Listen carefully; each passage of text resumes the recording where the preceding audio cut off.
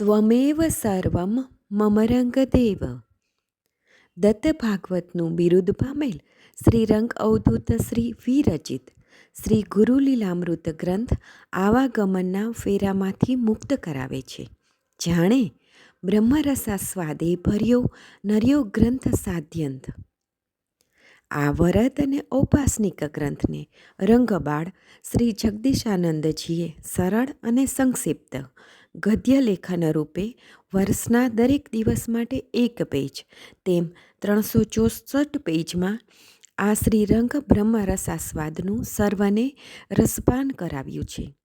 તે ક્રમમાં દરરોજ શ્રવણ કરીએ. દત્તબાવનીના ગાન પછી આ એક પેજનું પઠન કરવું શ્રેયસ્કર છે. સપ્તાહ 19 શનિવાર. અલગજી કહે છે, હે નિરંજન, જે જીવાત્મા કર્મકાંડ, યોગ કે અષ્ટાંગ યોગ કે અતિ તપસ્યા કરી શકતા નથી, તેઓ માટે આ સહજ સુલભ શ્રવણ ભક્તિ જ છે.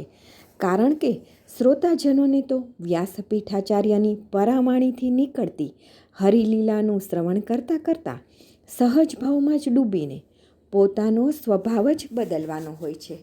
કથા શ્રવણ કરતાં સહજ ભાવમાં આવવું સહેલું છે, પણ પોતાના જન્મજાત અહંકારના સ્વભાવને બદલવો બહુ જ કઠિન છે.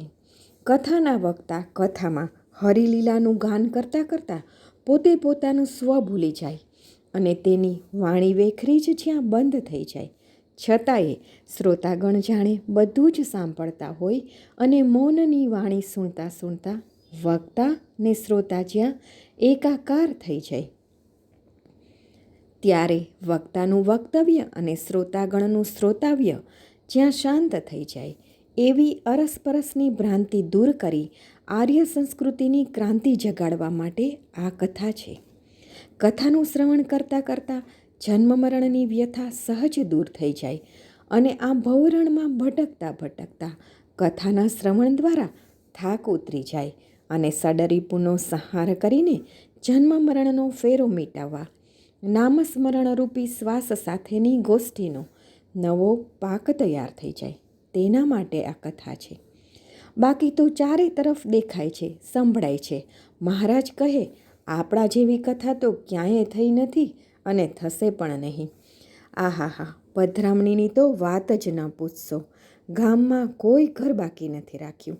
અરે, કેટલાક બોલતા ન હતા, છતાંય તેના સગાના સથવારે જવું પડ્યું. મહારાજ કહે, ગામ લોકોએ આપણો જબરજસ્ત જય જયકાર કર્યો. શ્રોતાગણ કહે, મહારાજ, અમારો ને યજમાનનો વારંવાર તમે જય જયકાર કર્યો. શ્રોતા કહે, મહારાજે વારંવાર અમારી જય બોલાવી ને કહે કે આવો શ્રોતાગણ તો મને ક્યાંય જોવા મળ્યો નથી. આહા, યજમાન તો જુઓ કેવો ભગવાનનો માણસ છે. અતિ ભોળો, દયાળુ ને આટલો બધો ખર્ચ તે એકલો કરે છે, છતાંય તેને કોઈ પ્રકારે જુઓ અભિમાન પણ નથી. કેટલું નતમસ્તક રાખીને, નીચી નજર ભાડીને, કેવા નિર્મોહી થઈને કથા શ્રવણ કરે છે. આવા યજમાન પણ મને ક્યાંય મળ્યા નથી. મારા બાપ, હે નિરંજન, ખોટું ન લગાડતો હો. મોક્ષપદ કેટલું દુર્લભ છે તે તારા પ્રશ્નના ઉત્તરમાં જ સમજાવું છું. કેટલીક વાર હરિના કથા કીર્તનમાં પણ વ્યવસાય વાણિજ્ય વૃત્તિને કારણે સમય, તન, મન, ધનનો વ્યય સિવાય કશું જ જોવા મળતું નથી.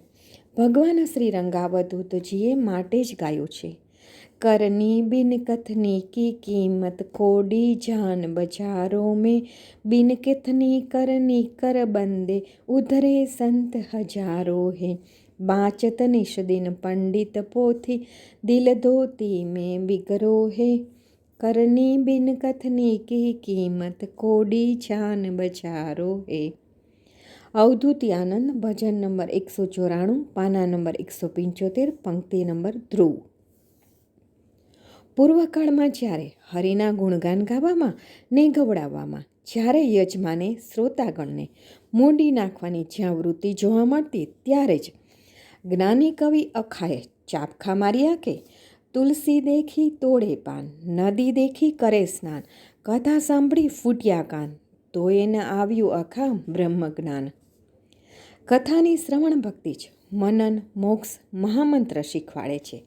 વક્તા અને શ્રોતા જેટલો સમય એકાકાર થઈ જાય ત્યાં સુધી તેના કંઈક જન્મોના પાપનું ધોવાણ થઈ જ જતું હોય છે.